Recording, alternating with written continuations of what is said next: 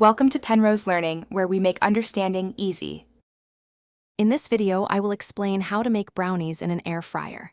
First, gather your favorite brownie mix or ingredients and a small, oven-safe pan, ideally 6 to 8 inches. Line the pan with parchment paper, leaving an overhang to lift the brownies out easily. Preheat your air fryer to 325 degrees Fahrenheit for about 5 minutes while you prepare the batter. Next, prepare your brownie batter as directed on the box or by your recipe. Make sure to mix it thoroughly until it's smooth and well combined. Carefully pour the batter into your prepared pan, spreading it evenly. Don't overfill the pan. Leave about 1/4 inch from the top to allow for rising. Now, carefully place your pan into the preheated air fryer basket. Air fry the brownies at 325 degrees Fahrenheit for 20 to 25 minutes.